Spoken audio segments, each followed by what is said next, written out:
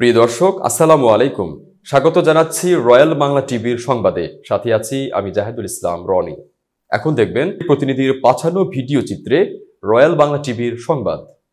আত্মবিশ্বাস ও কঠোর পরিশ্রমে বিএনপির সাধারণ সম্পাদক পদ পেলেন ফিরোজ শিকদার। ভোলা থেকে অনুসন্ধানী প্রতিনিধির পাঠানো ভিডিও চিত্রে দেখুন বিস্তারিত।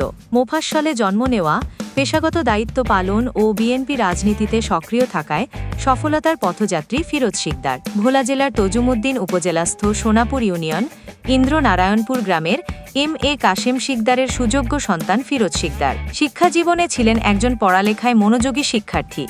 সেই সাথে পড়ালেখার পাশাপাশি সামাজিক সেবামূলক কর্মকাণ্ড এবং রাজনীতির চর্চাও করেছেন তিনি। ছোটবেলা থেকেই বিএনপির রাজনীতিতে সক্রিয় ফিরোজ। দলীয় যে কোনো কর্মসূচি, মিটিং, মিছিল, আন্দোলন ও সংগ্রামে তার সরব ভূমিকা রয়েছে। মানবিক এবং সামাজিক সংগঠনে ওতপ্রোতভাবে জড়িত রয়েছেন ফিরোজ।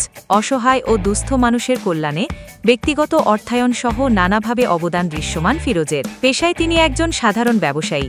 জনসেবা করার লক্ষ্যে প্রশিক্ষণ নিয়ে রাজধানী ঢাকার যাত্রাবাড়ির কোনাপাড়ায় অ্যাপোলো ডেন্টাল ক্লিনিক নামে একটি চিকিৎসা সেবা প্রতিষ্ঠান গড়ে তোলেন তিনি। ফিরোজের রাজনীতির পথচলা শুরু ২০০০ সাল থেকে।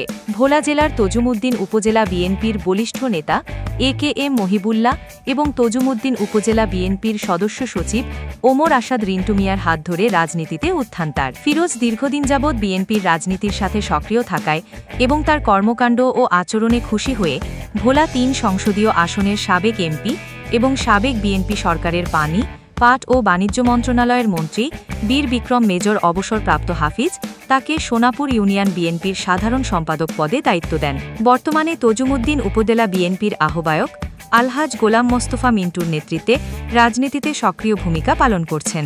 বিএনপির ভারপ্রাপ্ত চেয়ারম্যান তারেক রহমানের ৩১ দফা বাস্তবায়নের লক্ষ্যে দলীয় নেতাকর্মীদের সাথে নিয়ে নিরলসভাবে কাজ করে যাচ্ছেন সোনাপুর ইউনিয়ন বিএনপির সাধারণ সম্পাদক ফিরোজ।